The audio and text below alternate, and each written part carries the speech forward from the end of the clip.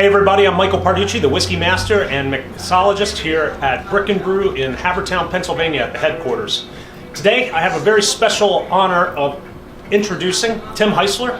Tim. Michael. Welcome. Thank you, appreciate it. Tim is the American Whiskey Ambassador for BeamSuntory, and he covers the entire East Coast. But today he has taken a little bit of his time to come and visit us and talk about the Jim Beam portfolio, and more importantly, the 4 premium bourbons offered from BeamSuntory. Tim, couldn't start out without talking about old Jim Beam White Label, which is a fantastic bourbon. It is, absolutely. Yeah. This is what is has fueled the fire and driven obviously our distillery down in Kentucky for so long. We are now seeing our 8th generation master distiller, Freddie No Jr., take over. But it all goes back to Jacob Beam, who moved to Kentucky in the 1790s. He was a farmer distiller, so most guys were farmers by trade and distillers because they had to be. Sure. Sold his first barrel of whiskey in 1795. We're going to fast forward, get to the 4th generation, Jim. Yeah. And his name still remains on the bottle because he was the one he got us through Prohibition, got us through the war. You get your name on the bottle permanently after that. Yeah, sure. And he really drove the family business and elevated it and brought to the scale which we see today. I seriously doubt the company would be around without him. Absolutely not. Yeah, right after Prohibition, he got started right back up, and a lot of families were not able to do that. Sure.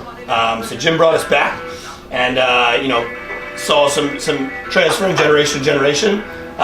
His son T. Jeremiah had no children, so he handed it off to his nephew Booker No. Right. And that's when we see the last name switch. Yep. It's also why we see these 4 premiums in front of us today, starting with Booker's. So Booker No, he really helped revive the bourbon world and the bourbon industry. Sure. So in the 80s, late 80s, early 90s, bourbon was dying. Right. Sales were plummeting. And a big reason for that is that everything that we saw in bourbon bottles was old school. Right. It was what our dads drank. It Sure. was what our grandparents drank. Right. And no one wanted to do that. Right. Everyone wanted to drink gin and vodka and wine, and everything else was booming. This was dying. Yeah. Booker, first released Booker's, which is cask strength, unfiltered, uncut. And it was kind of one of those things that he used at his house. He drank at the distillery with his friends, and if you were lucky enough to go hang out with Booker, this is what he'd pour you. And it started gaining this following, and people were never had tasted anything like that. Right. And it's what inspired the small batch series, which really, again, helped to kind of revive the bourbon world. And without Booker, we wouldn't have what we have today. Nobody really knows much about Baker's. But this is my favorite, man. And it is, I would say, in our company and of the ambassadors I work with, ours as well. We don't make a ton of it. Yeah. It's one of those things. Again, it's for those that are in the know. And it's great. Yeah. 7-year minimum always. I like to describe this as burnt toast. Right. Tastes kind of burnt, kind of sweet. Right. That is one that definitely skates by, and a lot of people just kind of glance right over it. It's really, really nice. Tell me a little bit about Knob Creek. Knob Creek as well, 100 proof.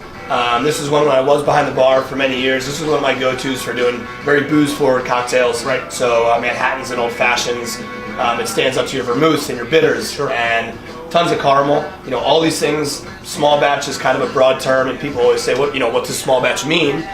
There's no numerical definition for small batch. It literally means more than one and less than all. Right. And we have a lot of barrels that we've been aging at Beam, so we have a lot to play with. But we definitely have choice warehouses, certain parts of our warehouses that we highlight and pull these really unique bourbons from. So, Tim, the last one that I want to talk about, this is really special to us at Brick & Brew because Basil Hayden's is the house bourbon at Brick & Brew. Tim, tell me. Which is awesome because you don't see a lot of people pouring such a premium bourbon as their house. I love it. It's incredible. Yeah. What's great about Basil Hayden's, and the reason it is different than the rest of what we see behind us, is the mash bill. So we're using twice as much rye in the mash bill. So rye itself, rye grain, slightly drier, maybe a bit more bitter, maybe a little bit spicier. This is also 80 proof, so very, very well balanced. This is a super approachable bourbon, something that when people came into the bar and they say, I want to step into bourbon, I don't know where to start, I'm not going to put cask strength and 107 proof stuff in front of them. This is one that is a great intro into our portfolio and just to bourbon drinking in general. Just really gentle. Yeah, super soft. This is for me, this is, have it in the middle of the day and you're not going to offend anybody. And again, 80 proof, keep you in check. Yeah.